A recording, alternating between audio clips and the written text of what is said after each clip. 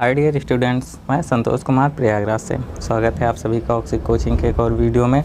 इस वीडियो में हम आपको मध्य बिंदु प्रमेय के बारे में बात करेंगे। आखिर ये मध्य बिंदु प्रमेय क्या होता है? यह त्रिभुज में होता है। पहले ही आपको बता दूं कि मध्य बिंदु प्रमेय जो है वो त्रिभुज के ऊपर त्रिभुज में ही होता है। त्रिभुज पर ही हम आपको बताने वाले हैं। वीडियो शुरू करने से पहले सब्सक्राइब कीजिए ऑक्सी कोचिंग यूट्यूब चैनल को और बेल आइकन को ऑल पे कीजिए, जिससे फ्यूचर में कोई वीडियो आप मिस ना करो। अगर आपने पहले से ही सब्सक्राइब कर रखा है तो थैंक यू वेरी मच। पहले हम आपको प्रमेय लिख लेते हैं, उसके बाद मिलते हैं। प्रमेय लिखने के बाद यहाँ पे हमने प्रमेय बाकायदे लिख लिया है, आप पढ़ सकते हो। बाकी हम भी आपको बता दें, किसी त्रिभुज की किन्हीं दो भुजाओं के मध्य बिंदुओं को मिलाने वाला रेखाखंड तीसरी भुजा के समांतर होता है। आपने पढ़ लिया, कुछ समझ में आया? अगर आ गया तो सही है, और नहीं आया तो हम आपको बता रहे हैं कि क्या दिया है। इसमें सबसे पहले हम आपको एक त्रिभुज बना लेते हैं, फिर मिलते हैं त्रिभुज बनाने के बाद। अभी देखो इस प्रमेय के अनुसार क्या कह रहा है, ये प्रमेय में क्या बता रहा है। सबसे पहले हम आपको ये बता दें, इसमें बता रहा है कि कोई दो भुजाओं के मध्य बिंदु, लिखा है कि किन्हीं दो भुजाओं के मध्य बिंदुओं को मिलाने वाला रेखाखंड। तो देखो, हम अगर ए बी का मध्य बिंदु कहीं पे माने तो चलो हम यहाँ पे मान लेते हैं मध्य बिंदु ई मान लेते हैं, ठीक है। और ए सी का मध्य बिंदु हम मान लेते हैं, ई के बाद एफ आता है, एफ मान लेते हैं। तो देखो हमने इसमें लिखा है कि किन्हीं दो भुजाओं के मध्य बिंदु। तो देखो ए बी का मध्य बिंदु और ए सी के मध्य बिंदु, दो भुजाओं का मध्य बिंदु हो गया। आप अपनी इच्छा से कोई भी दो भुजा ले सकते हो, उन दोनों भुजाओं का मध्य बिंदु निकालो। मध्य बिंदुओं को अगर हम मिला देते हैं, मध्य बिंदु को अगर हम मिला देते हैं, ठीक है। चलो देखो ये हमने मिला दिया, मान लो कि मिला दिया। तो इनको मिलाने वाला ये जो रेखाखंड है ये इस भुजा के समांतर होगा। कौन सी भुजा के? बीसी के समांतर होगा। देखो अगर ए बी और ए सी को लिया है तो बीसी के समांतर होगा, यानी तीसरी भुजा के समांतर होता है। ऐसे लिखा है ना कि तीसरी भुजा के समांतर होता है। अगर हम इसका मध्य बिंदु निकाल लें, साथ ही साथ अगर देखो इसका मध्य बिंदु ये और इसका मध्य बिंदु ये, अगर इन दोनों मध्य बिंदुओं को अगर हम मिला दें तो ये किसके समांतर रेखा होगी? तीसरी भुजा के, यानी कि अभी ए सी के समांतर हो जाएगी। अगर हम बी इस मध्य बिंदु और इस मध्य बिंदु को अगर हम मिलाते हैं, ठीक है, तो किसके समांतर हो जाएगी? एसी के समांतर हो जाएगी। तो कहने का मतलब प्रमेय में इतना ही है कि त्रिभुज की किन्हीं भी दो भुजाओं के मध्य बिंदुओं को मिलाने वाला रेखाखंड तीसरी भुजा के समांतर होता है, ठीक है। आपको समझ में आ गया कि क्या बोल रहा है। बाकी इस प्रमेय का विलोम भी है, तो पहले हम इसे मतलब बता देते हैं, फिर विलोम की तरफ चलेंगे, ठीक है। तो आइए भी इसको प्रूफ करते हैं। तो प्रूफ करने के लिए हमें एक नई आकृति की आवश्यकता पड़ेगी। मैं आकृति की आवश्यकता पड़ी थी, आकृति तुरंत सामने आ गई, ठीक। देखो हम सबसे पहले क्या करेंगे कि इनका मध्य बिंदु निकाल लेते हैं। तो चलो इसका मध्य बिंदु एक ये मानते हैं और एक ये मानते हैं, तो इसको हम मिला देते हैं, इन दोनों मध्य बिंदुओं को मिला देते हैं। और मिलाने के बाद हमें ये प्रूफ करना है कि चलो हम इसका नाम भी लिख लेते हैं ई एफ, ठीक है। तथा एक हम रचना करेंगे कि हम ए बी के समांतर ही सी से एक रेखा खींचेंगे, ठीक है। तो ए बी के समांतर हमने मान लो ए बी यहाँ पे है, तो इसके समांतर हम एक रेखा खींचेंगे सी से हमने एक रेखा खींच दिया, ठीक है। तो अभी आपको दो त्रिभुज दिखाई दे रहा है, दिखा आपको त्रिभुज नंबर एक्स, त्रिभुज नंबर वाई, दो त्रिभुज दिखा। इसे हम पॉइंट डी मान लेते हैं, ठीक है। डी कहीं पे हमने डिनोट नहीं किया था, पॉइंट डी, यानी कि एक्स और वाई आपको दो त्रिभुज दिखे।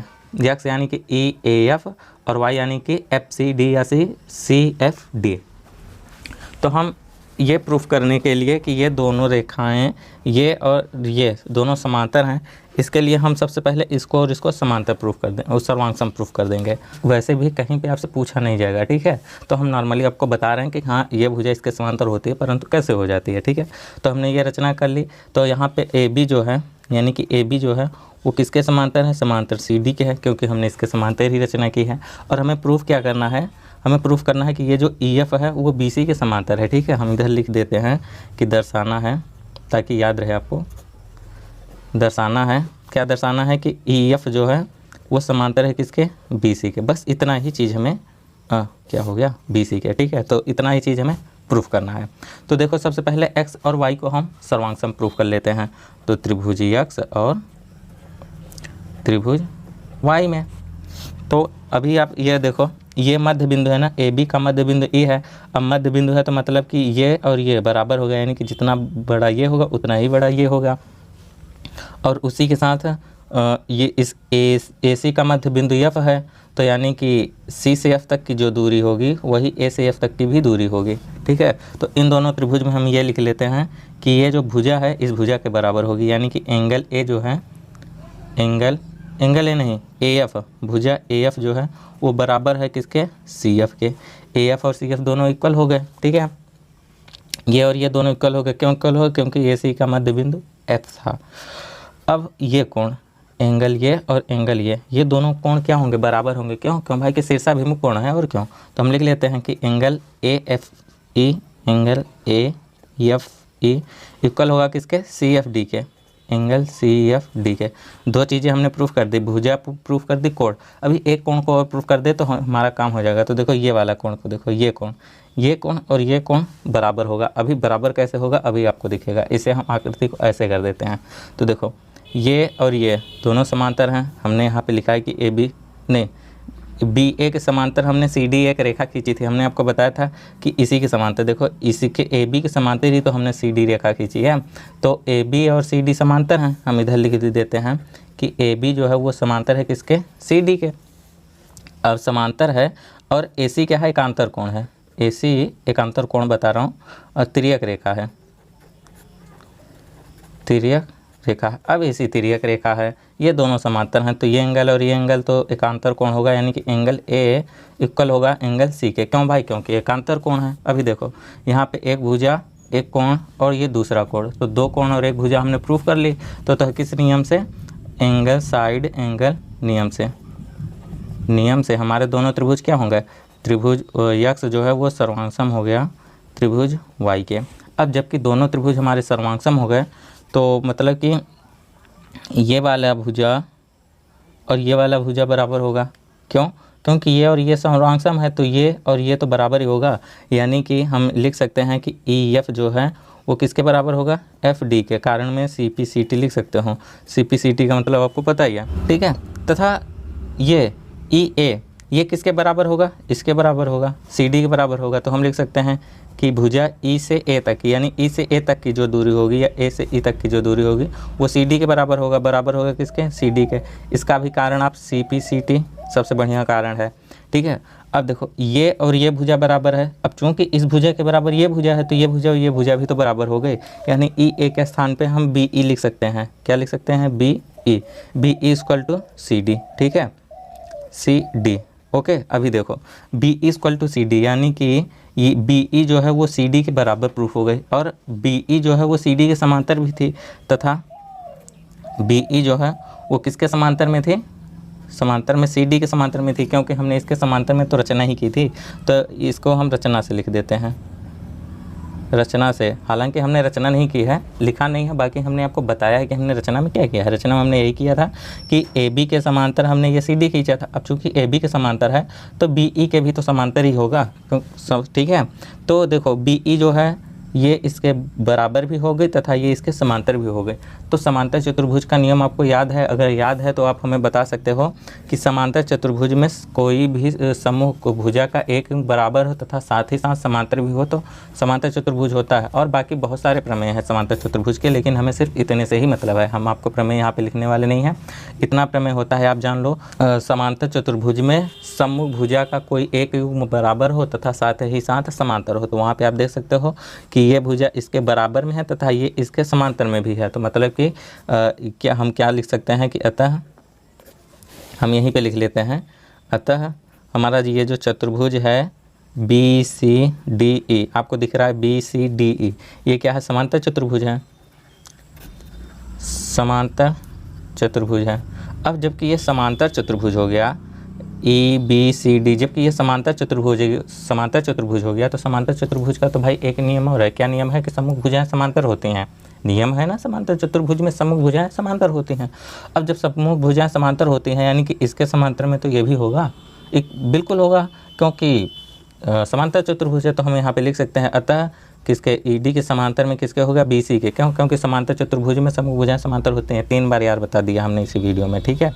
तो यहाँ पे प्रूफ, यहाँ पे एक चीज़ प्रूफ हो गया, ठीक है। ये क्या प्रूफ हो गया कि ये जो है इसके बराबर में, ये जो है यानी कि ED जो है वो BC के समांतर में है।